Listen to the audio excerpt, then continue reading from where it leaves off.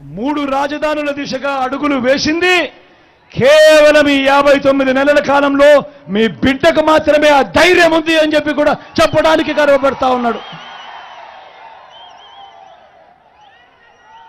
మొట్టమొదటిసారిగా విశాఖను ఎగ్జిక్యూటివ్ రాజధానిగా చేయటమే కాక రేపు జూన్ 4వ తారీఖున దేవుడు ఆశీస్సులతో ప్రజలందరి చల్లని దీవెనలతో మీ బిడ్డ ప్రమాణ స్వీకారం చేసేది, ఆ తర్వాత పాలన కొనసాగించేది విశాఖపట్నం నుంచే అని కూడా చెప్పడానికి గర్వపడతా ఉన్నా.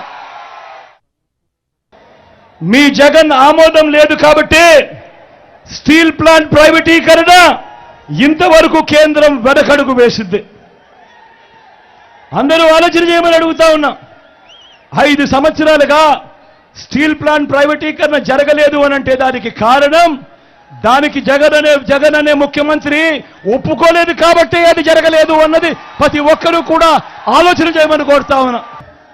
అలాగే రైల్వే జోన్కు భూములు మనం ఇచ్చినా కూడా కావాలని అవి తీసుకోకుండా లిటిగేషన్ పెడతా ఉన్నారు.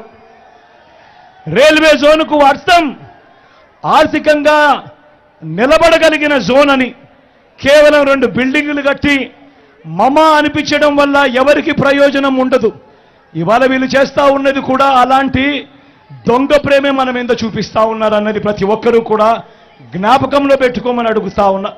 ఇంతగా అభివృద్ధి బాటలో మనం కనిపిస్తా ఉంటే విచిత్రం ఏమిటనంటే నిన్న ప్రధాని మోడీ గారి సభలో చేసిన విమర్శలు చూస్తే నాకు ఒకటే అనిపించింది. అటు మోడీ గారు ఇదే చంద్రబాబు గురించి గత ఎన్నికల ముందు ఏమన్నారో ఒక్కసారి గుర్తుకు తెచ్చుకోండి అని మిమ్మల్ని అందరినీ కూడా కోరుతా ఉన్నా.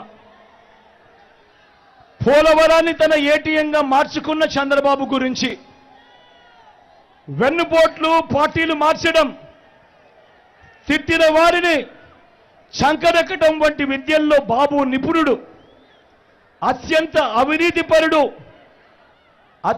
అవినీతిపరుడని చెప్పిన నోటితోనే ఇదే మోడీ గారు మళ్ళీ చంద్రబాబును తమ ఎన్డీఏ గూటికి వచ్చాడు కాబట్టి ఇంతకంటే గొప్పవాడు లేడు అని చెప్పి ఇవాళ చెప్తా ఉన్నాడు అని అంటే ఒక్కసారి ఆలోచన చేయమని అడుగుతా ఉన్నా.